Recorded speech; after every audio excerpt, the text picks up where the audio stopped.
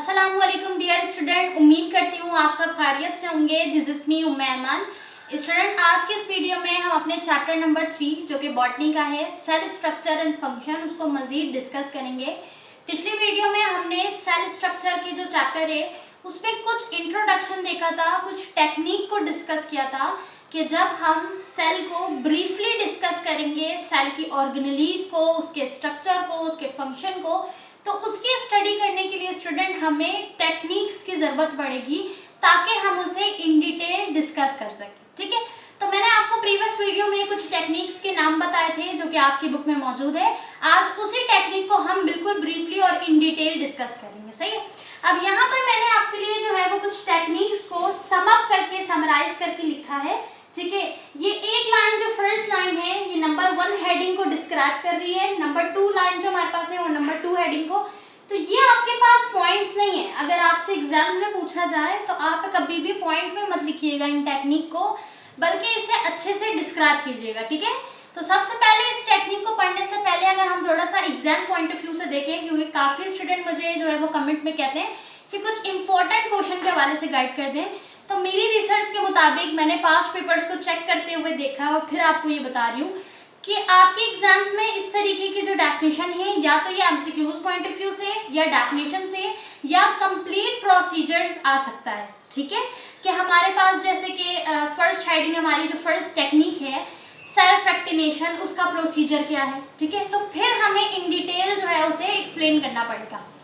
अब यहाँ पर हर हेडिंग को याद रखने के लिए कि किस टेक्निक में क्या काम किया जा रहा है, मैंने उसे समराइज किया है। तो आप इसका स्क्रीनशॉट ले लें, अपने पास नोट डाउन कर लें, ताकि आपको हर हेडिंग याद करने में आसानी हो। ठीक है, अब हर हेडिंग को जब आप इस लाइन को पढ़ेंगे तो आपको पूरी हेडिंग समझ आ जाएगी कि हम बेसिकली उस टेक्निक में क्या कर रहे हैं। ठीक है, तो जो हमारी पहली टेक्निक है उसमें लिखा है isolation of the cellular component. ठीक है, यानी कि हमारे पास स्टूडेंट जो सेल है, उस सेल के अंदर जो कंपोनेंट्स मौजूद है उनको हम आइसोलेट करेंगे। क्या मतलब ये कि हम अपने सेल को तोड़ेंगे, ब्रेक करेंगे, उनके ऑर्गेनेलीज को सेपरेट करेंगे और अलग अलग जुदा जुदा करके इंडिविजुअल एक ऑर्गेनेली को अच्छे से समझेंगे और उसकी स्टडी करेंगे। ठीक है, मिसाल के तौर पे आपके पास किसी भी एनिमल्स का एक सेल है, उसके सेल के अंदर मुख्तलिफ ऑर्गेनेलीज हैं, जैसे न्यूक्लियस है,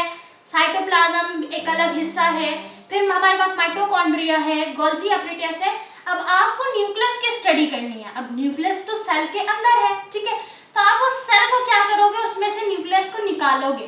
तो जो हम आइसोलेट कर रहे हैं, आइसोलेशन कर रहे हैं सेलुलर कंपोनेंट की, उस न्यूक्लियस को निकालने के लिए जो टेक्निक अप्लाई कर रहे हैं, उस टेक्निक को हम सेल्फ रेक्टिनेशन कहते हैं, जो कि हमारी पहली टेक्निक है। ठीक है, तो अब इस टेक्निक को करने का प्रोसीजर क्या है, इस टेक्निक को करने का अमल क्या है, हम इसे अपनी बुक से डिस्कस करते हैं। तो आपकी बुक में पेज नंबर 42 के ऊपर, अगर आपके पास बुक नहीं है अब तक तो आपको बुक ले लेनी चाहिए, अगर बुक नहीं है कोई बात नहीं, आप पीडीएफ में से भी जब तक देख सकते हैं। तो हमारे पास जो पेज नंबर 42 है स्टूडेंट, उसमें हमारी पहली हेडिंग यानी पहली टेक्निक को बयान किया गया है जो कि है सेल्फ रेक्टिनेशन। अब यहाँ पर हमारे पास जो है कुछ प्रोसीजर लिखे हुए। ठीक है, उस प्रोसीजर में हमारे पास बेसिकली 2 स्टेप है। ठीक है, पहला स्टेप हमारे पास जो है वो होमोजेनाइजेशन है। अब ये होमोजेनाइजेशन क्या है, इस प्रोसेस को हम समझते हैं।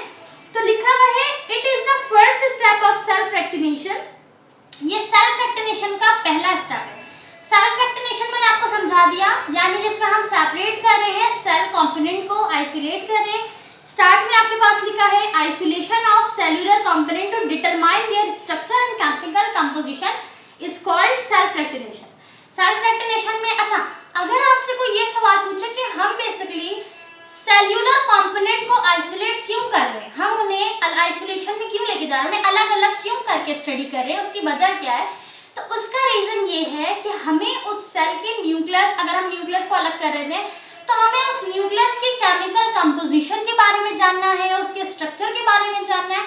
तो इन तमाम चीज़ों को जानने के लिए हमें उसे अलग अलग करना पड़ेगा।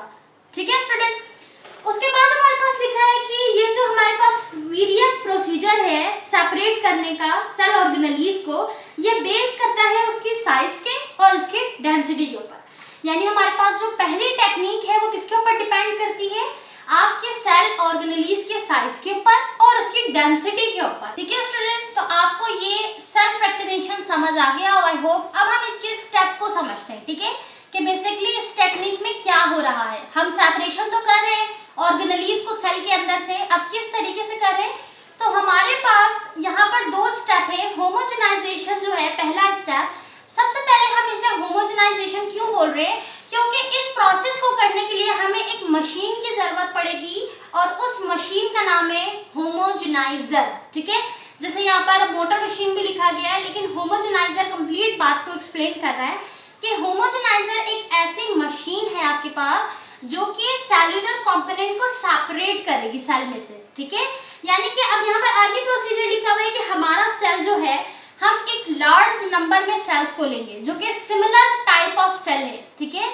सिमिलर टाइप ऑफ यानी कि हमने प्लांट के सेल को लिया और उसको उसके ऑर्गेनेलीज को हम जो है वो क्या कर रहे हैं, डिटरमाइन कर रहे हैं उसके स्ट्रक्चर को या उसकी केमिकल कंपोजिशन को। तो मैंने अगर प्लांट सेल लिया है तो मेरे पास जितने सेल होंगे एक लार्ज नंबर में वो तमाम प्लांट सेल ही होंगे। ठीक है, मैं मिक्स नहीं लूंगी, मैं सिमिलर लूंगी, एक जैसे टाइप के सेल लूंगी। ठीक है, आगे हमारे पास लिखा है कि उन्हें हम ब्रेक करेंगे किसमें, आइस कोल्ड में। क्यों, ताकि हमें एक सुइटेबल कंडीशन मिल जाए। ठीक है, ताकि हमारे सेल को नुकसान ना हो, वो डेड ना हो। ठीक है, एक पीएच को मेंटेन करने के लिए एक मीडियम हम उसे देंगे और वो मीडियम हमारे पास आइस होगा। ठीक है, ताकि हमारा सेल जो है उसमें ब्रेक भी हो जाए और सेल को कोई नुकसान भी ना हो। ठीक है, आगे हमारे पास लिखा हुआ है स्टूडेंट कि हम क्या करेंगे, सेल को प्लेस करेंगे होमोजेनाइजर में, यानी जो हमारी मशीन है। ये मशीन जो है किस तरीके की होती है, ये मशीन बिल्कुल हमारे पास जो है वो एक जूसर मशीन जैसी होती है, ग्राइंडर जैसी होती है आप कह सकते हैं। अभी मैं आपको लास्ट में उसकी इमेजेस दिखाऊंगी। तमाम टेक्निक को हम पहले जो है वो थ्योरी से हम समझेंगे अपनी बुक की, उसके बाद कॉन्सेप्चुअल समझने के लिए मैं आपको कुछ पिक्टोरियल इमेजेस दिखाऊंगी। ठीक है, कुछ तस्वीरें दिखाऊंगी ताकि आपको सारी टेक्निक अच्छे तरीके से समझ आ जाए। सही है, उसके बाद हमारे पास जो मशीन है स्टूडेंट, उसमें हम अपने सेल्स को डाल देंगे। तो यहाँ पर हमारा पहला स्टेप हो गया। तो हमारा जो दूसरा स्टेप है स्टूडेंट, इस दूसरे स्टेप में बेसिकली हमारी जो मशीन है होमोजेनाइजर, ये क्या करेगी, साइकिल करेगी, रोटेट करेगी और ये 60,000 पर मिनट, एक मिनट के अंदर ये 60,000 जो है वो चक्कर लगाएगी। उससे क्या होगा, उससे ये होगा कि हमारे जो सेल्स है उसके जो ऑर्गेनेलीज है, मैंने आपको स्टार्ट में बताया इस प्रोसीजर में हमारा जो सेल था वो बेस्ड कर रहा है ये पूरा प्रोसीजर सेल की ऑर्गेनेलीज की साइज पे और उसकी डेंसिटी के ऊपर। ठीक है, तो जितने भी वो ऑर्गेनेलीज इनकी डेंसिटी हायर है वो क्या होंगे, वो डाउनवर्ड जाना शुरू हो जाएंगे। जैसे आप अगर वाटर के अंदर स्टोन को डालें, पत्थर को, तो अपने वजन की वजह से वो नीचे बैठता जाएगा। ठीक है, अगर आप जो है सैंड को डालें, मिट्टी को, तो वो बैठती जाएगी। सही है, अगर आप उसकी जगह कोई जो है वो पेपर इस्तेमाल कर लें या आप उसकी जगह कोई वुड, बिल्कुल हल्की लकड़ी इस्तेमाल करें, उसकी डेंसिटी ज्यादा नहीं है तो वो ऊपर ही फ्लोटिंग करेगी। राइट, एज यूजुअल हमारे जो सेल की ऑर्गेनेलीज है वो इस मशीन में क्या होगी, जिनकी डेंसिटी ज्यादा है वो डाउनवर्ड हो जाएंगी। ठीक है, और जिनकी डेंसिटी हमारे पास कम होगी वो ऊपर, जैसे हम सुपर टेंट का नाम देंगे, जो ऊपर होगी हमारे पास, जिसका लो वेट है, लो डेंसिटी है। जो हायर डेंसिटी है, जिनका वेट ज्यादा है, जो ऑर्गेनेलीज है हमारे पास, वो बैठना शुरू हो जाएंगे, जिसे हम प्लेट कहेंगे। ठीक है, तो आपकी बुक में यही बात मेंशन की गई है कि the process of setting down cell organelle on the basis of density, अपनी डेंसिटी के बेस के ऊपर वो ऑर्गेनेली जो कि सेटिंग डाउन हो रही है, मशीन के अंदर बैठ रही है, एंड द पार्टिकल्स, अच्छा पार्टिकल्स यहाँ पर कैसे डिनोट कर रहा है, ऑब्वियसली ऑर्गेनेलीज को या मॉलिक्यूल्स को। ठीक है, पार्टिकल जो है हमारे पास जो higher will be the gravitational force required. अच्छा, अब वो ग्रेविटेशनल फोर्स की वजह से जो कि सेपरेट हो रही है एक दूसरे से अपने डेंसिटी के लिहाज पे, ये क्या होगी, इस वजह से सेपरेशन की तरफ आएगी। जो ऑर्गेनेलीज की डेंसिटी ज्यादा थी वो बैठ रही है। ठीक है, बाकी हमारा आगे जो जितना भी मास है, जो लो वेट है, वो ऊपर है। ठीक है, जैसे हमने सुपर 10 का नाम दिया हुआ है, तो ये दोनों आपस में क्या हो गई, सेपरेट हो गए। तो हम क्या करेंगे, अब हम ऊपर जो हमारे पास जितनी भी ऑर्गेनेलीज का मास है, जो भी चीजें हैं जिनका वजन मात्रा में हम उसे फिर आगे दूसरे जार में पास कर देंगे। ठीक है, जब मैंने ऊपर से अब इसकी मिसाल अगर मैं आपको दूं तो देखिए, सही से समझिएगा इसे। मैं आपको पूरा प्रोसीजर मिसाल से समझा रही हूँ कि मेरे पास जो है एक ग्लास है, राइट। अब इस ग्लास पे मैंने क्या किया, वाटर डाला। ठीक है, इस ग्लास को मैंने फुल किया वाटर से।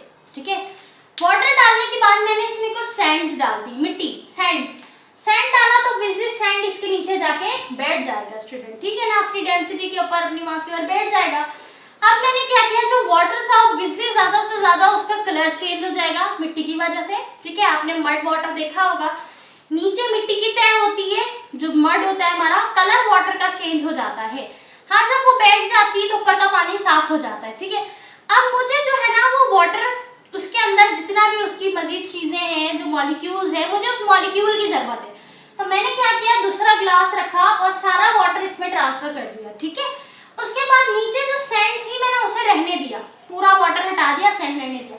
वाटर और सैंड दोनों सेपरेट हो गया। ठीक है, यहाँ पर हम फिल्टरेशन प्रोसेस कर सकते थे, इसको फिल्टर कर लेते, वाटर को रहने देते, नहीं, लेकिन हम यहाँ पे क्या करेंगे, अपने जो हमारे पास हायर डेंसिटी वाले ऑर्गेनेलीज हैं, ये मशीन बेसिकली करती क्या है, उन दोनों को, जो हायर डेंसिटी वाले होते हैं वो नीचे आ जाते हैं, सेटिंग डाउन हो जाते हैं, बाकी ऊपर होते हैं। फिर हम उससे क्या करते हैं, चेंज करते हैं। चेंज करने की वजह कर हमें जो अलग सेपरेशन में ऑर्गेनेलीज मिल जाती है, फिर हम उसे चेंज करते हैं, फिर उसमें कुछ ऑर्गेनेलीज मिलती हैं, फिर चेंज करते हैं। इस तरह चेंज करते करते हमें ऑर्गेनेलीज को हम सेपरेट कर देते हैं। ठीक है, आगे आपकी बुक में यही बात लिखा हुआ है कि हमारे पास ये जो मेथड है, जिस मेथड को हम इस्तेमाल कर रहे हैं, लिखा हुआ है centrifugation method is used for the isolation of cell organelles. अब इस सेल ऑर्गेनेली को अलग करने के लिए, आइसोलेट करने के लिए हम जो मेथड इस्तेमाल कर रहे हैं उसे सेंट्रीफ्यूगेशन कह रहे हैं। उसके बाद लिखा है it is very common method in cell biology. अब साइटोलॉजी में यानी कि सेल बायोलॉजी में ये बहुत ही आम, बहुत ही कॉमन मेथड है। उसके बाद लिखा है स्टूडेंट कि हम बेसिकली क्या करते हैं, इसमें हम ये करते हैं कि where separation is based on the, अच्छा, अब ये सेपरेशन किसके ऊपर डिपेंड करती है, ऑब्वियसली डेंसिटी के ऊपर, उसके रेट के ऊपर। ठीक है, डिपेंड कर रही होती है। आगे हमारे पास लिखा हुआ है sedimentation rate, it being lower speed of centrifugation is used to separate the heavier. अच्छा, अब यहाँ पर आपको तरीकेकार बताया गया है कि जब हम आहिस्तगी से पहले क्या करेंगे, जब अगर हमारा ऑर्गेनेलीज का वजन ज्यादा होगा तो हम अपनी जो मशीन का रेट होगा या स्पीड होगी, स्पीड कह लें आप, उसे हम कम रखेंगे। ठीक है, हम स्पीड को कम रखेंगे। जब हमने मिसाल के तौर पे सेल है, सेल के अंदर न्यूक्लियस जो है, हम ये फर्ज कर लेते हैं कि न्यूक्लियस का वजन ज्यादा है, सही है। तो मैंने क्या किया, सेल को डाला अपने होमोजेनाइजर मशीन के अंदर, उसने क्या किया, उसको ब्रेक करना शुरू किया। हमारे न्यूक्लियस का वजन ज्यादा था, इसलिए न्यूक्लियस जो है वो नीचे बैठना शुरू हो गया। जो बैठेगा नीचे हम उसे प्लेलेट कहेंगे। ठीक है, अच्छा, यहाँ पर आपको कुछ चीजें मैं लिखा देती हूँ, उसे लाजमन आपने याद रखना है। अगर आप उसे थ्योरी में अपने पेपर में लिखेंगे, एक्सप्लेन करेंगे, इन चीजों का, इन वर्ड को मार्क करके, अंडरलाइन करके वाज़ेह करना है। ठीक है, यही चीजें डिफरेंशिएट करती है बाकी टेक्निक से। बेसिकली इस टेक्निक में क्या काम हो रहा है, ये चीज आपको वाज़ेह करनी है। ठीक है, तो हमारे पास जो चीज, जो लोअर हमारे पास क्या है, वेट है, जिसका वजन कम है, ठीक है, वो हमारे पास क्या कहलाती है, वो हमारे पास कहलाती है सुपरटेंट। ठीक है स्टूडेंट, वो हमारे पास कहलाती है सुपरटेंट। अच्छा, सुपरटेंट बेसिकली वो ऑर्गेनेलीज जो ऊपर होती है, ताकि आप उसे चेंज कर सकें दूसरे जार में, ठीक है, दूसरी मशीन में। बाकी जो हमारे पास होता है वेट, जो नीचे होता है, हम उसे क्या कहते हैं, उसे प्लेलेट कहते हैं, उसे वो प्लेलेट नीचे होता है। जैसे हमारा न्यूक्लियस का वजन ज्यादा था, न्यूक्लियस नीचे आ गया। ठीक है, सुपरटेंट बाकी मॉलिक्यूल्स, वाटर जो भी है उसके अंदर ऑर्गेनेलीज सेल के, वो ऊपर है। अब हम उसे मजीद जार में, मजीद मशीन में ट्रांसफर करेंगे। उसके अंदर मजीद जो मास, न्यूक्लियस का ज्यादा वेट था, न्यूक्लियस निकल गया, सेपरेट हो गया। बाकी जो मैंने दूसरे जार में भेजा, मिसाल के तौर पे उसमें राइबोसोम्स का वजन ज्यादा था, तो राइबोसोम्स बैठ जाएगा, बाकी मैं उसे अलग कर दूंगी। फिर हमारे पास दूसरी चीज जो है, उसका वजन ज्यादा है, वो ऑर्गेनेली बैठ जाएगी, मैं उसे अलग कर दूंगी। ठीक है, जब हम अलग कर रहे होंगे, इस दौरान हम क्या करेंगे, स्पीड बढ़ाते जाएंगे। न्यूक्लियस का वजन ज्यादा था, ऑर्गेनेलीज का मैंने स्पीड कम रखी थी, वजन हल्का होता जाएगा, यानी कि इनवर्स प्रोपोर्शन होगा। यहाँ पे जब ऑर्गेनेलीज का वजन ज्यादा है, स्पीड कम है, ऑर्गेनेलीज का वजन कम होता जाएगा, हम स्पीड स्पीड बढ़ाते जाएंगे और इस तरीके से हमारा पूरा प्रोसीजर, पूरा अमल 2 स्टेप में मुकम्मल हो जाएगा। इस प्रोसीजर को, इस टेक्निक को हम सेल फ्रैक्शनेशन कहते हैं, जिसमें हम सेल्यूलर कंपोनेंट को क्या कर रहे हैं, सेपरेट कर रहे हैं bye the help of homogeniser machine. ठीक है स्टूडेंट, अब मैं आपको लास्ट में जो है पिक्चर्स भी दिखाऊंगी, इमेजेस भी दिखाऊंगी, ताकि आपको मजीद ये प्रोसीजर क्लियर हो जाए और आपको रट्टा लगाने की जरूरत ना पड़े इंशाल्लाह। तो पहली हेडिंग हमारी जो है वो कंप्लीट हो गई। दूसरी हेडिंग हमारे पास क्या है, to study the different structure use some dyes. अब ये मैंने आपको पहले भी बताया था, वो टेक्निक जिसमें हम डाइज यानी कलर का इस्तेमाल करेंगे, तो हम उसे क्या कहेंगे, डिफरेंशियल स्टेनिंग। ये था हमारी दूसरी टेक्निक। तो मैंने यहाँ पे वर्ड भी इस्तेमाल किया, इसे भी आप लाजमन लिखिएगा, स्टेनिंग का। यानी कि हम मैंने आपको बताया था हम बेसिकली कलर क्यों दे रहे हैं, हमारा सेल जो है वो ट्रांसपेरेंट है, सेल को वाज़े करने के लिए हम क्या कर रहे हैं, इसमें कलर दे रहे हैं। ठीक है, कलर इस्तेमाल कर रहे हैं ताकि हम उसे डिफरेंशिएट कर सकें, उसके बारे में मालूम कर सकें। ठीक है, तो सम डाइज का हम इस्तेमाल करेंगे इस टेक्निक पे। तो ये पूरी लाइन जो है आपकी किसको समअप कर रही है, आपकी टेक्निक नंबर 2 को समअप कर रही है। अब हम बुक में से डिस्कस करते हैं कि आपकी बुक में लिखा क्या है। तो हमारी बुक में पेज नंबर 43 पे लिखी है दूसरी हेडिंग, दूसरी टेक्निक है, दैट इज डिफरेंशियल स्टेनिंग।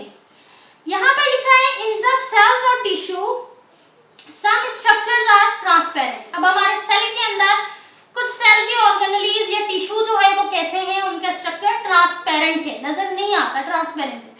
उन्हें देखने के लिए हम क्या करेंगे, to study the difference between the structure, उनके स्ट्रक्चर को समझने के लिए हम सम डाइज का इस्तेमाल करेंगे, रंगों का, मुख्तलिफ कलर्स का इस्तेमाल करेंगे।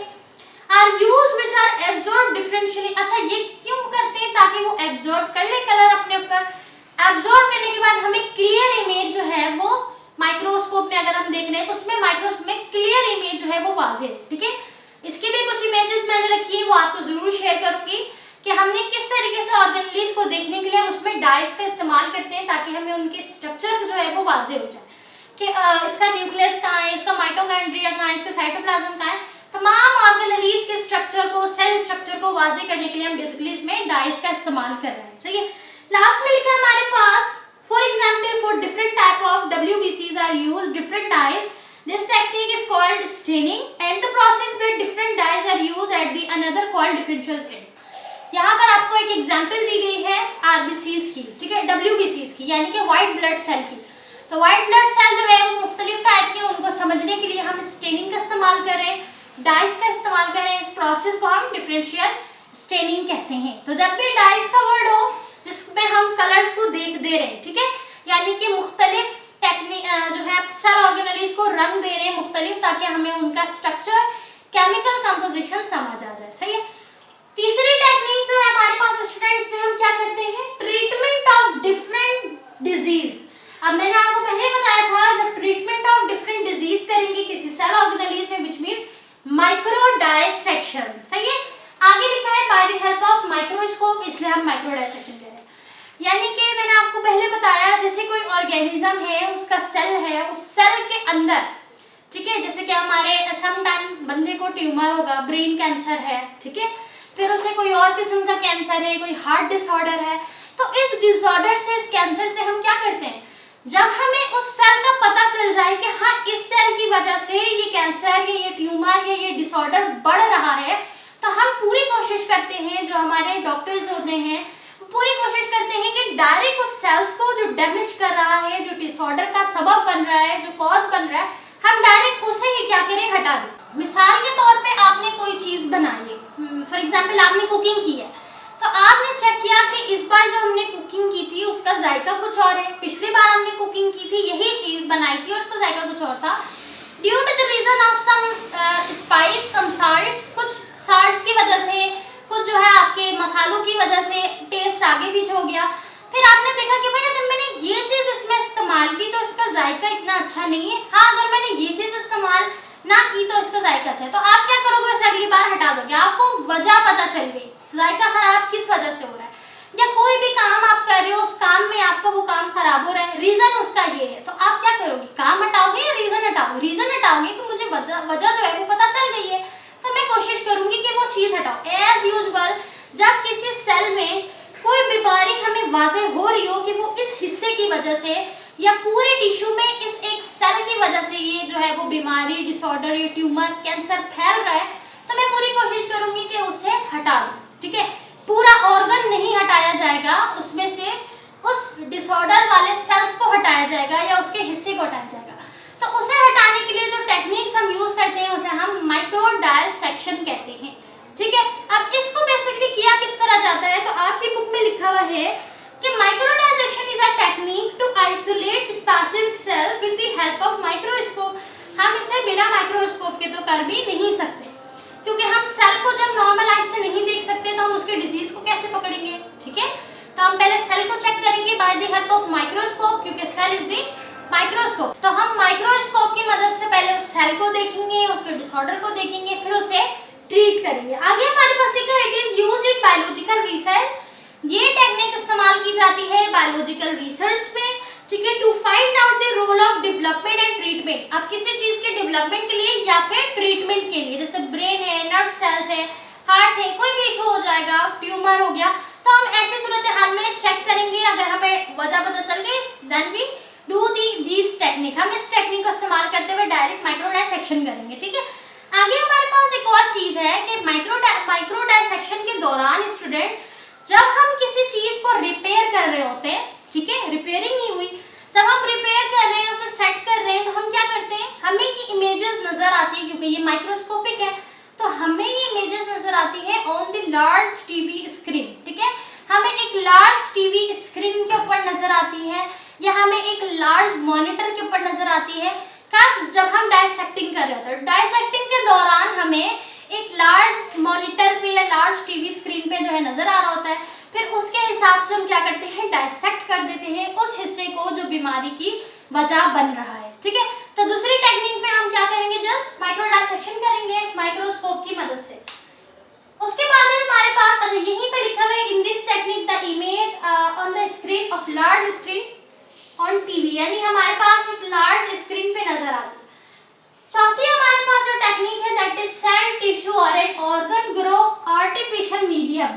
आर्टिफिशियल मीडियम क्या मतलब, यानी कि वो आर्टिफिशियल तरीके से बनाया जाए, ग्रो कराया जाए। ठीक है, जैसे हम अक्सर प्लांट्स में क्या करते हैं, उसको आर्टिफिशियल तरीके से बनाते हैं।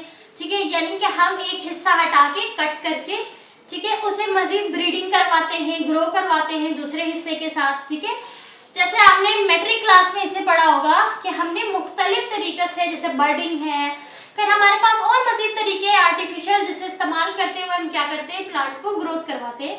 तो ऐसी टेक्निक्स को हम क्या कहते हैं, टिश्यू कल्चरल। सही है, तो हमारे पास है number 4 that is tissue cultural. It is the technique, अच्छा ये एक ऐसी टेक्निक है वेयर सेल और टिश्यू या फिर सेल, टिश्यू या फिर कोई ऑर्गन जिसे हम ग्रो करते हैं आर्टिफिशियल मीडियम में। अच्छा, एज अ टेस्ट ट्यूब और प्रीटी डिश। अब या तो टेस्ट ट्यूब में, या आपके पास मैट्रिक क्लास में एक प्रैक्टिकल था, अगर आपने परफॉर्म किया हो तो आपको याद होगा, उसमें हमारे पास कुछ टेस्ट ट्यूब थे। उस टेस्ट ट्यूब में हमें क्या करना था, जर्मिनेशन करनी थी, यानी प्लांट को ग्रोथ करवाना था, राइट। तो आपने क्या किया, मुख्तलिफ पहले उसमें तरीकेकार बताए हुए थे कि मैंने प्रैक्टिकल की बुक में देखा कि हमने जो है ना कॉटन को लिया, फिर उस टेस्ट ट्यूब में डाला, फिर हमने क्या किया, उसमें कुछ वाटर शामिल करने के बाद उसे, मतलब वेट कॉटन को, गीला करके कॉटन को रखा टेस्ट ट्यूब में। फिर कुछ हमने सीड्स जो है उस सीड्स को रखा। सीड को रखने के बाद हमने उसे जो है वो सनलाइट की प्रेजेंस में देखा कि उसमें प्लांट, यानी कि जो सीड्स था वो ग्रो करने लगा। सही है, ग्रो करने लगा। अच्छा, इसी तरीके से मजीद था कि हमने किसी को कट जो है वो हार्डबोर्ड से कवर किया हुआ था, किसी को क्रॉक से कवर किया हुआ था, तो किसी को हमने फ्रिज में रखा था, लेकिन उनमें कोई जर्मिनेशन नहीं हुई थी। जर्मिनेशन किसमें हुई थी, जिसमें हमने सीड डालने के बाद सनलाइट की प्रेजेंस में रखा था। तो इससे ये क्या बात साबित होती है, इससे ये साबित होती है कि टिश्यू कल्चर यानी कि आर्टिफिशियल मीडियम में भी प्लांट्स को और मजीद सेल्स, टिश्यूज को, ऑर्गन को ग्रो करवाया जा सकता है। ठीक है, जो कि हमने प्रीवियस ईयर प्रैक्टिकल में परफॉर्म किया। उसकी मैं पिक्चर भी आपके साथ शेयर कर दूंगी, जिन स्टूडेंट ना किया होगा याद आ जाएगा देख के। ठीक है, अच्छा, तो इस तरीके की जो टेक्निक हम अप्लाई कर रहे होते हैं सेल बायोलॉजी में, वो हमारे पास टिश्यू कल्चरल कहलाती है। सही है, उसके बाद स्टूडेंट हमारे पास अगली जो हेडिंग है, अगला जो हमारे पास टेक्निक है क्रोमेटोग्राफी। लिखा हुआ है separating different component of mixture, यानी हमारे पास जो मुख्तलिफ मिक्सचर्स हैं, ये तमाम चीजें हम बेसिकली इसमें चेक कर रहे थे। तो आगे हम इसका प्रोसीजर पढ़ते हैं कि इसका तरीकेकार क्या है। It is a technique used for separating different component. Heading number 5 है, technique number 5, page number 44। Chromatography एक ऐसी टेक्निक है जिसमें हम सेपरेट करते हैं मुख्तलिफ कंपोनेंट को मिक्सचर में से। अच्छा, the speed of molecular movement is also depend on the molecular size, so different component of mixture travel through the stationary phase as different. अच्छा, यहाँ पर दो फेजेस हैं, ठीक है। जिस तरह हमारे पास पहले वाली टेक्निक में दो स्टेप थे एज यूजुअल, इस वाली टेक्निक में हमारे पास दो फेजेस है स्टूडेंट, सही है। पहली फेज जिसे हम मोबाइल फेज कहते हैं, दूसरी फेज जिसे हम स्टेशनरी फेज कहते हैं। अब ये किस किस्म की फेज है, तो हमारे पास लिखा है कि वो फेज जिसमें हम डिफरेंट कंपोनेंट को मिक्सचर के अंदर बेसिकली कलर देंगे और फिर वो कलर क्या होगा हमारे पास आगे जाएगा और फिर वो डिपेंड करेगा अपने साइज के ऊपर, ठीक है। यानी हमारी ऑर्गेनेलीज का जो साइज है उसके ऊपर डिपेंड कर रहा है। तो इस प्रोसीजर को, इस टेक्निक को हम क्रोमेटोग्राफी कहते हैं। आगे लिखा हुआ है हमारे पास कि इस टेक्निक को इस्तेमाल करने के मुख्तलिफ तरीके हैं, ठीक है। लिखा है the type of chromatography technique used for quality analysis. हम इसे क्वालिटी एनालिसिस ज्यादातर ये केमिस्ट्री में इस्तेमाल होती है, लेकिन जब ये केमिस्ट्री में इस्तेमाल होती है तो हम इसे बायोलॉजी में क्यों डिस्कस कर रहे हैं, ठीक है। तो हमारे पास लिखा है कि generally use in separation of mixture of protein, amino acid and photosynthesis pigment. अब फोटोसिंथेटिक पिगमेंट हो, हमारे पास प्रोटीन हो, इमाइनो एसिड की सेपरेशन हो, तो ये तो बायोलॉजी में है ना, बायोमोलिक्यूल्स है, बायोलॉजी का प्रोसेस है फोटोसिंथेसिस। तो बेसिकली इनमें भी हमारे पास जो है वो क्रोमेटोग्राफी जो है वो इस्तेमाल हो रही होती है ताकि इनकी सेपरेशन कराई जा सके। जब हमें प्रोटीन को एक ह्यूज अमाउंट में सेपरेट करना हो या इमाइनो एसिड को सेपरेट करना हो तो हम इसी टेक्निक को बायोलॉजी में भी यूज करेंगे, ठीक है स्टूडेंट। अच्छा, उसके बाद हमारे पास जो डेफिनेशन दी गई है that is separation of charge molecule. वो मॉलिक्यूल जिनके ऊपर चार्ज हो उसकी सेपरेशन की जो टेक्निक है हमारे पास, टेक्निक नंबर 6 जो है इलेक्ट्रोफोरेसिस। हमने डिस्कस किया था इलेक्ट्रो मींस यानी कि हमारे पास इलेक्ट्रिक चार्ज थे स्टूडेंट। अब पेज नंबर आपके पास 45 है, हेडिंग नंबर 6 है। इलेक्ट्रोफोरेसिस जो है ये एक ऐसी टेक्निक है स्टूडेंट जो कि सेपरेट करती है चार्ज मॉलिक्यूल को। वो मॉलिक्यूल जिनके ऊपर चार्ज है उन्हें सेपरेट करने के लिए हम इस टेक्निक का इस्तेमाल करते हैं। आगे हमारे पास लिखा है कि इलेक्ट्रोलाइटिक सेल जो है, अच्छा, it is the mainly used to separate DNA, RNA और protein molecule. This technique is familiar with the name of gel electrophoresis. अच्छा, यहाँ पर हमारे पास कुछ मजीद चीजों का नाम दिया हुआ है जैसे इलेक्ट्रोफोरेसिस या जेल फोरेसिस या कैटोफोरेसिस या एनोफोरेसिस। ये तमाम नाम जो है वो सेम है, ठीक है, क्योंकि हम अपने पॉजिटिव नेगेटिव चार्ज को कैथोड एनोड से जो है वो नाम दे रहे होते हैं। तो हमारे पास बेसिकली क्या होता है कि ये जो मशीन कह लें या जो प्रोसीजर है, हम इसमें जिस चीज का इस्तेमाल करते हैं वो हमारे पास जेल होता है, ठीक है। यानी कि एक साइड पे हमारे पास अगर नेगेटिव चार्ज है, एक साइड पे हमारे पास पॉजिटिव चार्ज है, बीच में हमारे पास जेल होता है, ठीक है। तो हमारे पास जो ऑर्गेनेलीज हो या हम बेसिकली डीएनए में ज्यादातर इसे यूज करते हैं डीएनए की सेपरेशन के लिए। तो जब दो डिफरेंट चार्ज होंगे तो वो एक दूसरे को ऑब्वियसली अट्रैक्ट करेंगे, तो दरमियान में हमारे पास क्या है, इसमें मीडियम जेल है, ठीक है। इस वजह पर हम इसे क्या कहते हैं, जेल इलेक्ट्रोफोरेसिस भी कह रहे होते हैं, ठीक है। आगे हमारे पास इसका पूरा तरीकेकार लिखा है कि बेसिकली ये प्रोसेस किस तरीके से हो रहा होता है। Gel consist of a permeable mixture, ठीक है। अब ये जेल है क्यों, सवाल ये बनता है कि बेसिकली जेल क्यों है।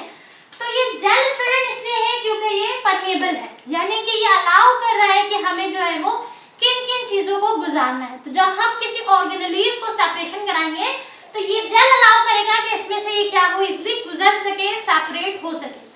आगे हमारे पास लिखा है स्टूडेंट के मैट्रिक्स लाइक, अच्छा ये मैट्रिक्स लाइक होता है through with molecules can travel when an electric current is pass across it. अब ये इसलिए भी होता है ताकि हमारा इलेक्ट्रिक करंट जो है वो इजीली पास हो सके इसमें से। उसके बाद लिखा हुआ है स्टूडेंट के the gel is suspended in a electrolytic solution and it is placed between two electrodes. जो बात मैंने आपको पहले बताया कि हमारे पास दो टर्मिनल्स है, दो चार्ज है, उनके दरमियान ये जेल जो है वो कंसिस्ट होता है, क्योंकि सस्पेंडेड है इलेक्ट्रोलाइटिक सेल्स है, यानी इस जेल में इलेक्ट्रोलाइटिक सेल्स भी है, ठीक है। आगे हमारे पास लिखा है student positively other end has a negative electrode negatively charged. The movement of charged molecules is called migration molecule. That is important. एक और चीज हमें मिली migration molecules. माइग्रेशन मॉलिक्यूल यानी कि ये जो चार्ज मॉलिक्यूल है जो अट्रैक्ट हो रहे हैं अनदर चार्ज की तरफ, यानी दूसरे हमारे नेगेटिव वाले पॉजिटिव की तरफ, पॉजिटिव वाले नेगेटिव की तरफ। तो इस चार्ज की जो हमारे पास क्या हो रही है, जो ट्रैवलिंग हो रही है या जो चार्ज हमारे मॉलिक्यूल मूव कर रहे हैं, जो माइग्रेट कर रहे हैं, इसे हम माइग्रेशन मॉलिक्यूल्स का नाम भी दे रहे हैं, ठीक है ना। तो अगर आपसे डेफिनेशन में पूछा जाए तो आप लिख सकते हैं बआसानी कि हमारे पास जो the movement of charge molecule is called the migration molecule. They migrate toward opposite charge, negative positive के जानिब माइग्रेट करेगा, पॉजिटिव नेगेटिव के जानिब माइग्रेट करेगा, ठीक है। और इस मूवमेंट ऑफ चार्ज मॉलिक्यूल को हम माइग्रेशन मॉलिक्यूल्स कहते हैं। आगे हमारे पास लिखा हुआ है स्टूडेंट कि ये जो जेल है हमारे पास, the pores of gel can travel faster than larger molecule as result different molecules are separate. अच्छा, अब यहाँ पर क्या होता है कि हमारे पास ये तेजी से जेल मॉलिक्यूल ट्रेवल कर रहे होते हैं ताकि सेपरेशन जो है लार्ज मॉलिक्यूल्स हो या स्मॉल हो, सेपरेशन जल्दी हो सके, ठीक है। फास्टर सेपरेशन होगी जब जेल मॉलिक्यूल फास्टर ट्रेवल करेंगे। तो इस तरीके से हमारा चार्ज मॉलिक्यूल जो होगा bye the help of this process वो सेपरेट हो जाएगा, ठीक है। उसके बाद हमारे पास जो प्रोसेस है that is compound absorb visible light of certain range and water wavelength. अब हमारे पास जो है टेक्निक नंबर 7, टेक्निक नंबर 7 में हमें बताया गया है स्पेक्ट्रोफोटोमेट्री के बारे में, यानी कि हमारे पास ईच कंपाउंड, एक कंपाउंड जो कि एब्जॉर्ब कर रही थी विजिबल लाइट को, ठीक है, सर्टेन रेंज के ऊपर। यहाँ यानी कि यहाँ पर हमारे पास बेसिकली होता क्या है कि हम कौन से लाइट में, कौन से ऑर्गेनेली ने कितनी वेवलेंथ को ऑब्जर्व किया है, कितने कलर्स को ऑब्जर्व किया है, इसकी हमें रीडिंग मिलती है, ठीक है। जैसे आप रीडिंग चेक करते हैं कि हमारे पास इस मॉलिक्यूल ने जो है वो इतनी रीडिंग दी है, विच मीन्स कि इतना लाइट या इतना कलर, इतना वेवलेंथ इसने ऑब्जर्व किया। तो जो बेसिकली हम रीडिंग ले रहे हैं चेक करने के लिए कि उसने कितनी ऑब्जर्वेशन की है, कितना ऑब्जर्व किया है वेवलेंथ को, इस टेक्निक को हम क्या कहते हैं, स्पेक्ट्रोफोटोमेट्री, ठीक है। स्पेक्ट्रोफोटोमेट्री में आगे हमारे पास डेफिनेशन ये लिखी है कि this method of measuring light absorption by a particular substance is called spectrophotometry. The instrument used is called spectrophotometer. अब ये इंस्ट्रूमेंट, वो मशीन क्या है, इंस्ट्रूमेंट क्या है जो हमारे पास इस टेक्निक को, इस प्रोसीजर को करने के लिए इस्तेमाल की जा रही है, हम उसे क्या कहते हैं, स्पेक्ट्रोफोटोमीटर। यानी कि इस मीटर में हमें रीडिंग मिलती है, ठीक है ना। अच्छा, आगे हमारे पास लिखा हुआ है कि बेसिकली हो क्या रहा है, this absorbed wavelength is measured by spectrophotometer. It is used to determine growth of bacteria, rate of photosynthesis and minute quantity of DNA etc. अब ये जो रीडिंग हमें मिल रही है इससे हमें क्या फायदा हो रहा है, हमारे बैक्टीरिया, अगर हमने बैक्टीरिया सेल लिया है तो बैक्टीरिया की कितनी ग्रोथ हो रही है, डीएनए कितनी % है, फोटोसिंथेसिस जो हमारे पास प्रोसीजर है उसे मेजर करने के लिए, इन तमाम चीज़ों की मेजरमेंट, ग्रोथ, तमाम डेटा, तमाम जो हमारे पास रीडिंग है वो इस मशीन के जरिए हमें बआसानी मिल जाती है, ठीक है। तो इस टेक्निक में हम जो है कलर की एब्जॉर्प्शन या हम वेवलेंथ कितना ऑब्जर्व कर रहा है इसकी रीडिंग जो है वो नोट करते हैं, ठीक है। उसके बाद स्टूडेंट हमारे पास लास्ट टेक्निक जो है, जो कि इम्पोर्टेंट है सबसे ज़्यादा, वो क्या है, study of this cell micro organism. यानी कि हम इसमें क्या करते हैं, सेल माइक्रो ऑर्गेनिज्म को स्टडी करते हैं। अब आपको पता है कि माइक्रो ऑर्गेनिज्म जो हमें नॉर्मल आइज से नजर नहीं आते हैं, उनकी स्टडी करने के लिए हमें किसकी जरूरत होगी, एक इंस्ट्रूमेंट की जरूरत होगी जिसे हम माइक्रोस्कोप कहते हैं। तो हमारे इस टेक्निक का नाम भी क्या है, माइक्रोस्कोप है, ठीक है। अब हम इसको देखते हैं कि इसके प्रोसेस में लिखा हुआ क्या है। पेज नंबर 46 में हमारे पास लास्ट हेडिंग है माइक्रोस्कोपी। लिखा हुआ है student, the study of cell and micro organism is depend upon the use of an instrument called microscope. यानी कि हम किसी भी माइक्रो ऑर्गेनिज्म की स्टडी नहीं कर सकते जब तक हमारे पास इंस्ट्रूमेंट ना हो। माइक्रोस्कोप होगा तो हम किसी सेल को देख सकेंगे।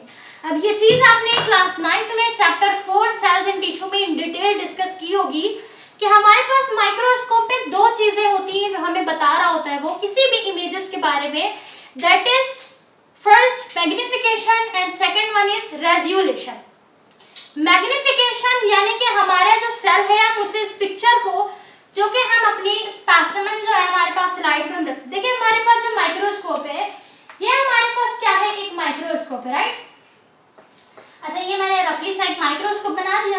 अब आप देखिए यहाँ पर हमारे पास इसकी जो स्टेज होगी, यहाँ हम एक बेसिकली स्लाइड रखेंगे, ग्लास की स्लाइड आपने देखी होगी, इसे स्पेसिमेन जिसे हम कहते हैं, सही। इस स्पेसिमेन में हमारा क्या है, ऑर्गेनिज्म है। अब मैंने इसके अंदर एमेबा रख दिया, ये पैरामीशियम रख दिया, ठीक है। जब मैं इसे माइक्रोस्कोप की मदद से देखूंगी तो मुझे दो चीजें सेट करनी पड़ेगी, पहला मैग्निफिकेशन, दूसरा रेजोल्यूशन। जैसा कि इस वीडियो को जब मैं एडिट करूंगी अपलोड करने के लिए तो उसमें भी हम क्या करते हैं, मैग्निफिकेशन और रेजोल्यूशन को चेक करते हैं, सही है ना। तो इस तरीके से उसकी मैग्निफिकेशन की उसे कितना जूम करना है, उसके रेजोल्यूशन के वीडियो ब्लर ना हो, समटाइम वीडियो ब्लर हो जाती है due to the issue of resolution, सही है। हमारे पास माइक्रोस्कोप में ये दो चीजें अहम होती है, ठीक है। अदरवाइज हमारे पास मजीद उसमें ग्लास कौन से है, कौन सी हमारे पास बेसिकली माइक्रोस्कोप में हमारे पास दो लेंसेज होते हैं, एक ऑब्जेक्टिव लेंस होता है, एक आईपीस लेंस होता है। तो पूरी तमाम सेल की study bye the help of microscope जो हम करते हैं, इंस्ट्रूमेंट की जो मदद लेते हैं, वो टेक्निक हमारे पास माइक्रोस्कोपी कहलाती है, ठीक है। तो ऐसे सम अप करके लिखा है मैंने, to study the cells and micro organism by the help of instrument microscope. तो ये हमारे पास वो टेक्निक थी जो हमने इन डिटेल डिस्कस की। वीडियो के लास्ट में मैं आपको जो है वो मोबाइल स्क्रीन के ऊपर जो है वो कुछ इमेजेस जो है वो भी दिखा दूंगी ताकि आपका ये टॉपिक बिल्कुल क्लियर हो जाए। अगर लॉन्ग क्वेश्चन में भी आपसे पूछा जाए या डेफिनेशन में पूछा जाए तो आप आसानी बिना रटे उसे एक्सप्लेन कर सकें, ठीक है। लास्ट हेडिंग हमारे पास बची है इस टॉपिक से रिलेटेड, बहुत इंपॉर्टेंट है, उसे डिस्कस कर लेते हैं। तो हमारे पास लिखा है माइक्रोमेट्री। माइक्रोमेट्री क्या होता है स्टूडेंट? माइक्रोमेट्री की अगर हम डेफिनेशन को समझें तो लिखा है measure dimension and all sides of an object, कि हमारे पास जो ऑब्जेक्ट है उसके डायमेंशन को मेजर करना या उसके ऑल साइड्स को मेजर करना with the help of specialised scale called micrometry. अब उसको मेजर करने के लिए हमें किसकी जरूरत होगी? स्केल्स की जरूरत होगी, सही है। कोई चीज मेरे पास होगी तभी तो मैं इसे नाप कर सकूंगी ना, नापूंगी, उसकी पैमाइश कर सकूंगी। तो यहाँ पर जो स्पेशलाइज्ड किस्म के, स्पेशल किस्म के स्केल इस्तेमाल किए जा रहे हैं, हम इसी को क्या कहते हैं? माइक्रोमेट्री कहते हैं। अब वो स्केल कौन से हैं? तो पहला हमारे पास स्केल है आईपीस स्केल, ठीक है, जिसे हम ओक्यूलर स्केल भी कहते हैं। उसके स्ट्रक्चर की वजह से जैसा वो स्केल होता है उस हिसाब से हम उसे ओक्यूलर स्केल कहते हैं। अच्छा, ओक्यूलर माइक्रोमीटर कैसा होता है? ये एक ऐसा स्केल है स्टूडेंट जिसके अंदर हमारे पास नॉट डिफाइंड स्केल होती है, ठीक है, यानी इसके अंदर 100 डिवाइडेड लाइन तो मौजूद होती है, 100 लाइंस, लेकिन वो नॉट डिफाइन होती है कि कितने स्पेस पे कितनी जो है वो डिफाइंड डिविजन्स हैं, उसमें डिविजन्स मौजूद नहीं होती, सही है। दूसरा हमारे पास स्केल जो होता है वो स्टेज स्केल होता है, जिसे हम स्टेज माइक्रोमीटर कहते हैं, जो आपके माइक्रोस्कोप की स्टेज में होता है, सही है। अच्छा, इसमें क्या होती है? डिफाइंड लाइन होती है। अच्छा, ये आपको ज्यादा अच्छा समझ आएगा अगर आपने फिजिक्स में प्रैक्टिकल किया होगा। जो हमारे पास फिजिक्स के दो जो है वो प्रैक्टिकल थे स्टार्ट में, एक हमारे पास था स्क्रू गेज और एक वर्नियर कैलिपर था, जिसमें हमने क्या किया था, हम क्या कर रहे थे, उसमें दो स्केल्स थे हमारे पास, सही है। एक हमारे पास जो उसके अंदर स्केल था और एक रोटेट हो सकता था, ठीक है। तो हम उसे जो है वो क्या करते थे, देखते थे कि लाइन कहाँ पर कॉन्साइड हो रही है, ठीक है, कहाँ पर उसके रिपर ओवरलैपिंग हो रही है या कॉन्साइड हो रही है, तो उसकी रीडिंग को हम नोट करते थे। बिल्कुल यही काम हम क्या करते हैं यहाँ पर करते हैं, इन दोनों स्केल को, ठीक है, जो हमारे पास ओक्यूलर माइक्रोमीटर है और स्टेज माइक्रोमीटर है, इन दोनों स्केल में एक हमारे पास डिफाइन लाइन है, एज यूजुअल इस प्रोसीजर में भी, उस हमारे पास प्रैक्टिकल में भी एक डिफाइन लाइन थी, एक डिफाइनिंग थी। तो उसमें हम बेसिकली क्या करते हैं, जब लाइंस हमारे पास स्केल्स आपस में कॉन्साइड होंगे तो हम उसको क्या करेंगे, उसकी जो रीडिंग आएगी उस रीडिंग को नोट करेंगे। इस प्रोसीजर को कहते हैं हम माइक्रोमेट्री, ठीक है। अब मैं आपको इन तमाम टेक्निक्स की और माइक्रोमेट्री में जो ग्लास है, स्केल्स है, उनकी इमेजेस दिखाती हूँ, सही। स्टूडेंट, अब हम इमेज की मदद से अपनी टेक्निक को समझते हैं। हमने थ्योरेटिकली समझ लिया थ्योरी के ज़रिए, अब हम कॉन्सेप्चुअली अपने प्रोसीजर को एक एक करके समझते हैं।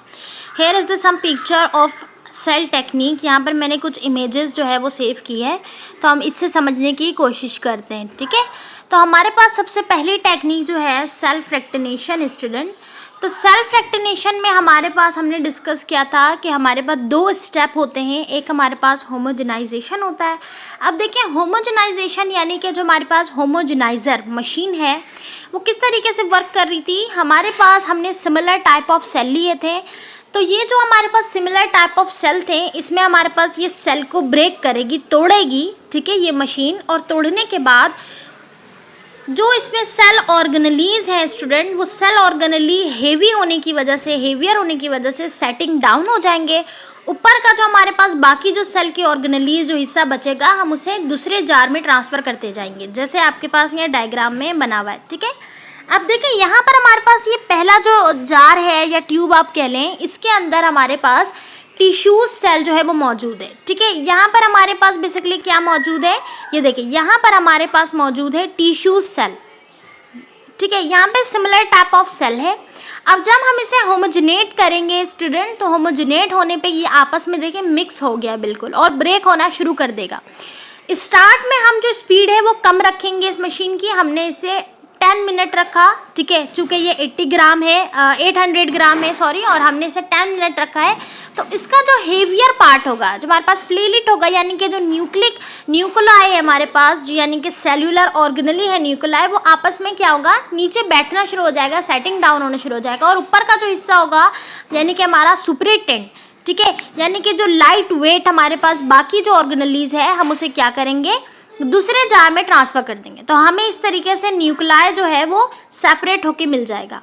अब इस तरीके से हम दोबारा स्पीड को बढ़ाएंगे और मशीन को स्टार्ट करेंगे। पहले हमने 10 मिनट रखा, अब हम 15 मिनट रख रहे हैं।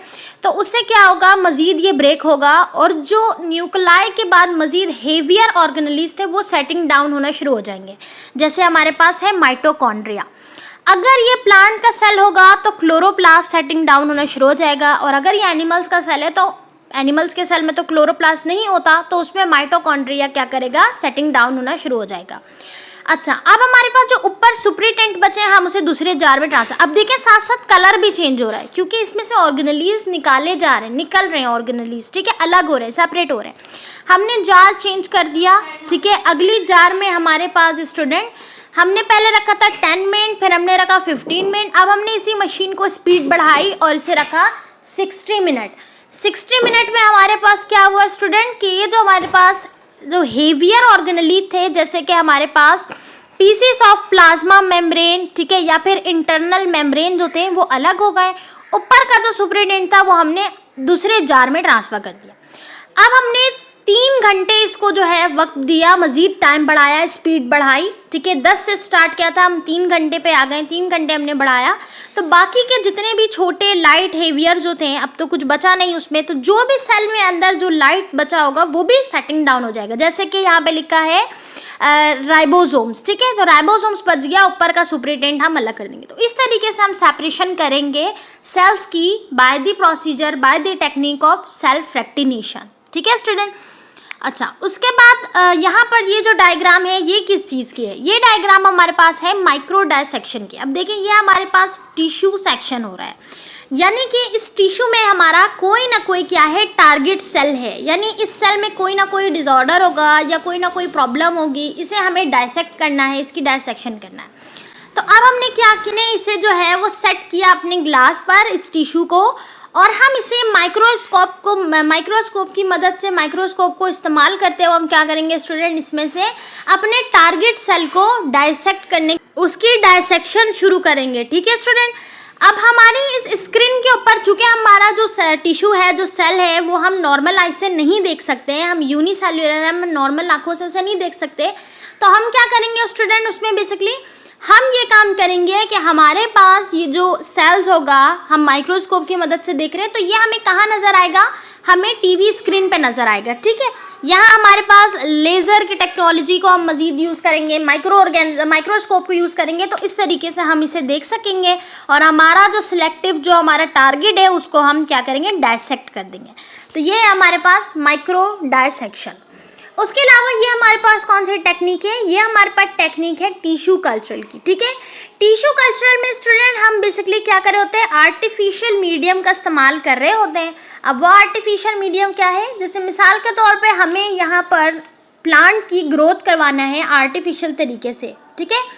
तो आर्टिफिशियल तरीके से अब देखिए हमारे पास स्टार्टिंग में जो ये कलर्स है, अच्छा ये होता क्या है बेसिकली, इसकी मैंने एक अलग से डायग्राम भी रखी है, ये देखिए ये माइक्रोस्कोपिक इसकी डायग्राम है। इसे हम क्या कहते हैं, ये जो है बेसिकली अनऑर्गेनाइज, ठीक है, unorganised undifferentiated group of cells है, या आपके लिए अनऑर्गेनाइज प्लांट है जो कि अभी ग्रो नहीं हुआ है, जो कि ऑर्गेनाइज नहीं हुआ है। अब हम इसी को ग्रो करना चाह रहे हैं, रूट फॉर्मेशन करना चाह रहे हैं, ठीक है। अब स्टार्ट में क्या होगा, जब हम इसे आर्टिफिशियल तरीके से ग्रो करेंगे तो पहले इसकी रूट की फॉर्मेशन होगी, इसकी जड़ें बनेंगी, फिर इसका ऊपर वाला हिस्सा जो शूट कहलाता है वो बनेगा, फिर इन द लास्ट ये पूरा प्लांट रेडी हो जाएगा ग्रो करने के लिए, ठीक है। फिर हम उसे नेचुरली इन्वायरमेंट में क्या करेंगे, प्लेस कर सकते हैं, फिर वो नेचुरल तरीके से सनलाइट से अपना फूड बना के by the help of photosynthesis process plant मजीद ग्रो कर सकेगा।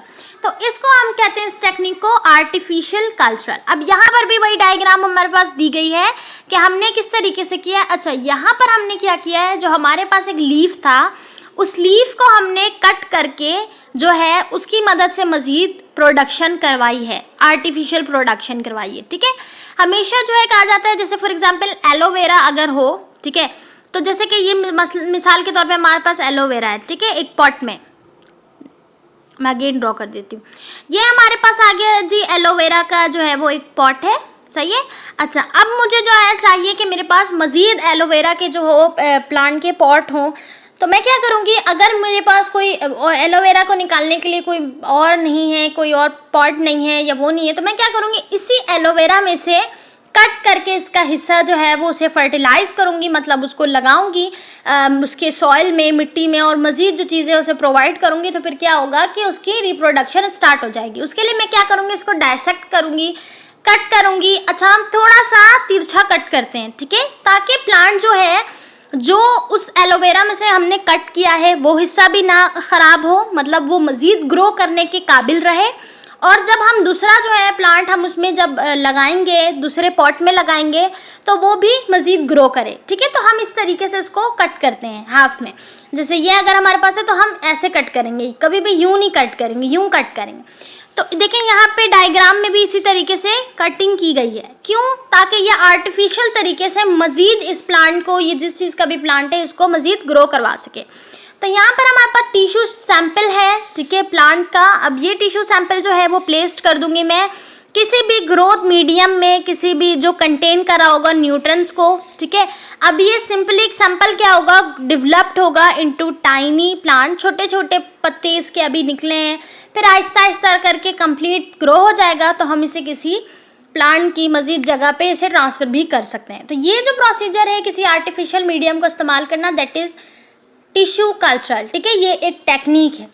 उसके बाद हमारे पास जो है ये क्या है, ये हमारे पास है पेपर क्रोमेटोग्राफी। अब हमारे पास ये जो किसी भी सेल ऑर्गेनेलीज को सेपरेशन के लिए हम जो सेपरेट करते हैं bye the help of paper, ये हमारे पास क्या है, देखें, क्रोमो का मतलब होता है कलर, ठीक है। अच्छा ग्राफ मतलब होता है लाइंस या पिक्चर। अब हम बेसिकली क्या करते हैं, जिसमें हमारे कलर जो है वो लाइन की सूरत में हो, फिर हमें डिफ्रेंशिएट करवाते हैं कि ये वाला ऑर्गेनेली है, ये ऑर्गेनेली है। तो हमारे पास बेसिकली क्रोमेटोग्राफी के लिए स्टूडेंट ये जो प्रोसीजर होता है, इसके लिए हमें एक पेपर की ज़रूरत पड़ती है, ठीक है, ये रहा पेपर। अब ये पेपर जो है स्टूडेंट, ये एक ऐसे किस्म का पेपर होता है जिसके ऊपर कुछ मिक्सचर लगे हुए होते हैं। वो मिक्सचर क्या करते हैं, हम जब उसको सॉल्यूट के अंदर, सॉल्वेंट के अंदर डालते हैं, तो उसके ऊपर मज़ीद क्या होते हैं, कुछ हमारे पास ऑर्गेनेलीज कह लें या मिक्सचर कह लें, उसके साथ चिपक जाते हैं पेपर के साथ और आ जाते हैं मुख्तलिफ कलर की सूरत पे, ठीक है। जैसे अब यहाँ पर हमें कलर दिया हुआ है ब्लू, पर्पल, रेड, तो ये कलर जो है वो क्या करते हैं, हमें ऑर्गेनेलीज को फाउंड आउट करने में, ऑर्गेनेलीज को सेपरेट करने में मदद फराहम करते हैं। तो इस टेक्निक को हम क्रोमेटोग्राफी कहते हैं। उसके बाद हमारे पास जो है ये जो है वो क्रोमेटोग्राफी में मैंने आपको बताया कि 2 फेजेस होते हैं। ये वो फेस है, एक मोबाइल फेस है, दूसरा स्टेशनरी फेस है। मोबाइल फेस वही जो हमारे पास पेपर का काम कर रहा है, और जो कलर को एक लाइन की सूरत में जो है वो डिफ्रेंशिएट करने में या सेपरेट करने में ऑर्गेनेलीज को मदद दे रहे हैं, उसे हम स्टेशनरी फेस कहते हैं। उसके बाद हमारे पास ये डायग्राम जो है स्टूडेंट, यहाँ पर भी वही चीज़ है, क्रोमेटोग्राफी की लिड है ये। अच्छा यहाँ पर आपको थोड़ी बहुत स्ट्रक्चर बताया गया है। अगर आपसे पूछी जाए ना कभी भी डेफिनेशन या लॉन्ग क्वेश्चन, तो आप इस तरह की डायग्राम ज़रूर बनाए करें ताकि आपकी पेपर प्रेजेंटेशन भी अच्छी हो और आप चेकर को ये बात वाजे कर सके कि आप किस चीज़ को डिफाइन कर रहे हैं। ठीक है, चेकर के लिए जितनी आसानी की जाएगी वो आपको उतने अच्छे नंबर देगा। ठीक है, अब इस तरीके की इजीएस्ट डायग्राम तो आप बना ही सकते हैं। ठीक है, लिड हम लगा देते हैं कवर करने के लिए। ये हमारे पास ग्लास का जो है वो स्लाइड है, ग्लास है। अच्छा, अंदर क्या हो रहा है, क्रोमेटोग्राफी पेपर लगा हुआ है। ठीक है, उसमें हम कोई सैंपल डालेंगे, सॉल्वेंट डालेंगे और फिर वो मुख्तलिफ कलर्स हमें शो करेगा। अच्छा, ये हमारे पास क्या है, ये हमारे पास है इलेक्ट्रोफोरेसिस की जो मशीन है वो है। ठीक है, ये हमारे पास क्या है स्टूडेंट, ये हमारे पास वो मशीन है जो प्रोटीन को, डीएनए को और आरएनए को सेपरेट करती है, जो सेपरेशन करती है चार्ज मॉलिक्यूल की। ठीक है, अच्छा, जो हमने जेल का जिक्र किया था, ये जो वो जेल यहाँ पर प्रेजेंट होता है। ठीक है, ये रही हमारे पास, ये क्लियर इमेज है।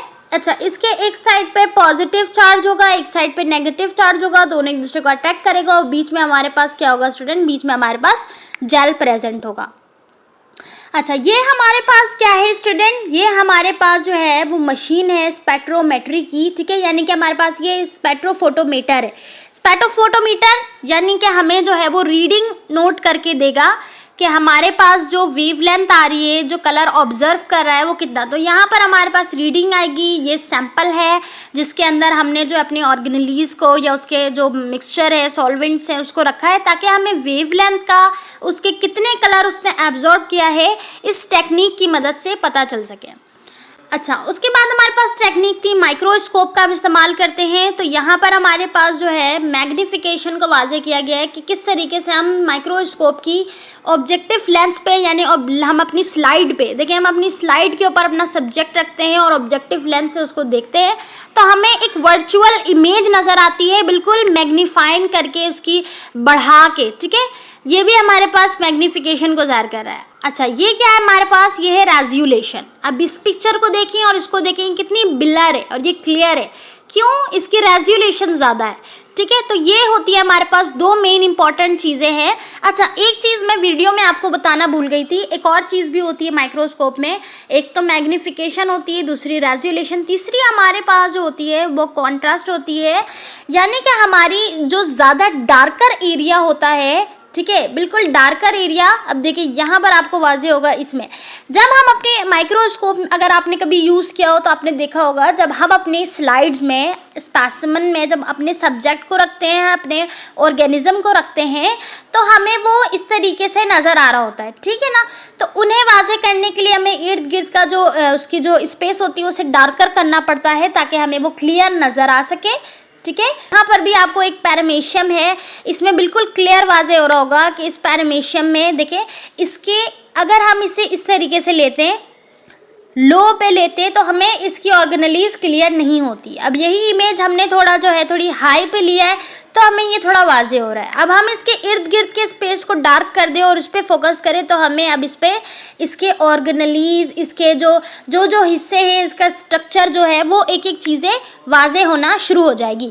तो माइक्रोस्कोप में ये मेन तीन चीज़ें होती हैं जो हमें नज़र आती हैं। हमने लास्ट हेडिंग जो डिस्कस की थी माइक्रोमीटर को, तो ये हमारे पास स्केल है, स्टेज माइक्रोमीटर जिसे हम कहते हैं। देखिए, इसमें डिफाइन लाइन है, ठीक है, डिवीजन हुई हुई है। ठीक है, अच्छा, दूसरी जो हमारे पास है उसके साथ ही ये रही, ये हमारे पास कौन सी है स्केल, ये हमारे पास ओक्यूलर स्केल है। ठीक है, ओक्यूलर स्केल जिसमें डिवीजन्स नहीं हुई हुई है। ठीक है, ये ओक्यूलर स्केल्स हमारे पास यहाँ पर होते हैं। ठीक है, हमारे लेंस पे होते हैं जहाँ पर हम जो है अपनी आइज़ को रख के फिर अपना ऑब्जेक्ट देखते हैं। ठीक है स्टूडेंट, अच्छा, उसके बाद हमारे पास ये देखिए, इसको बिल्कुल क्लियर करके दिखाया गया है। हम इसे अंदर वाली जो लाइन है जो स्केलिंग की हुई है उसे हम लीनियर स्केल भी बोलते हैं।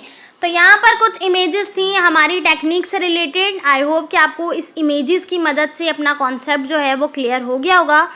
Thank you so much for watching. अपना रखें बहुत सारा ख्याल। इंशाल्लाह नेक्स्ट ऑर्गेनेलीज को जो है हम अगले वीडियो में डिस्कस करेंगे। Thank you so much for watching. Take care. अल्लाह हाफिज़।